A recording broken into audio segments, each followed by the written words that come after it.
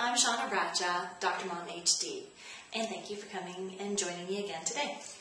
So, in this segment for this month, we've been talking about colds and flus.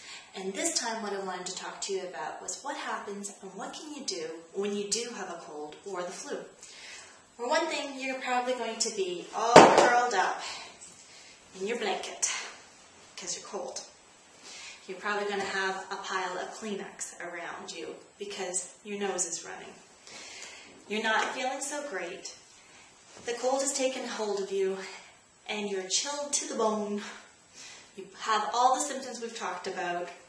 Runny nose, possible mild headache, possibly a mild fever, just not feeling well, could have a dry throat, sore throat, stuffed up, sinuses are blocked, and you just don't feel well. You can probably carry on throughout the day if you have a cold and they're mild symptoms. However, you'd rather be in bed or on the couch. So what should you do? Well, first and foremost, you start listening to your body. If you have a cold, there's a reason why you have a cold, and your body's trying to tell you something. Take it easy. You actually need to now take this time to heal your body so that you can get on with the rest of your life. So you need to listen to your body and get the rest that is definitely required during the time for healing, because we know that our body does heal when we are in sleeping mode. So when we rest and when we sleep, our body is actually repairing itself. So that is very important. You want to hydrate. You want to make sure you're taking your vitamin C, your vitamin D. You're probably taking your oil of oregano, which is great.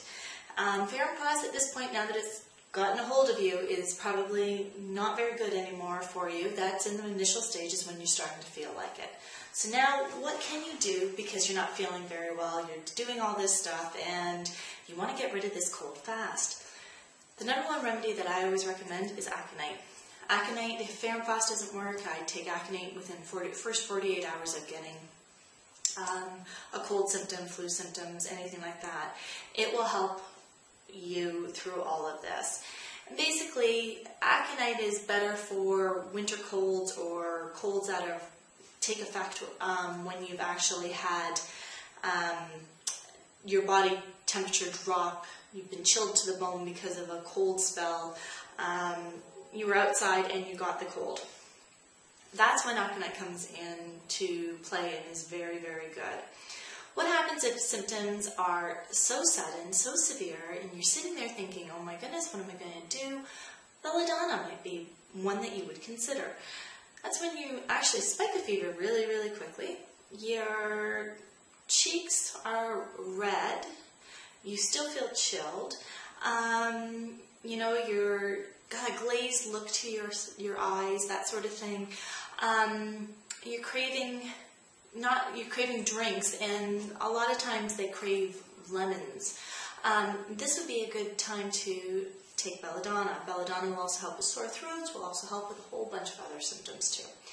Another remedy that is really good, gelsemium. Gelsemium tends to be one of those remedies that is along the lines of being hit by a Mack truck. So this is more for the flu-like symptoms, but it also works for colds. So when you've got a feeling of being tired, you're dizzy, you're droopy, you are cold to the bone, but you're hot on the outside, but you're so cold you just want to curl up into your blanket and just let everything go away. And you probably will have diarrhea as well. If that's the case, then gelsemium is going to be the remedy for you. These are the main remedies that are really good for the colds and flu season. And these are remedies that I would always have on hand. Belladonna is going to be great for a high fever. Gelsemium is going to be your flu remedy, and aconite is going to be your cold remedy. There are many, many other remedies that are out there. And if these remedies don't work for you, I strongly suggest that you go find a homeopath that can help you in this area. Most homeopaths will treat you for an acute situation, which is what this is, a short-term situation, and can help you through your cold and flu season. So, when in doubt, grab these remedies, have them on hand, put them in your cupboard.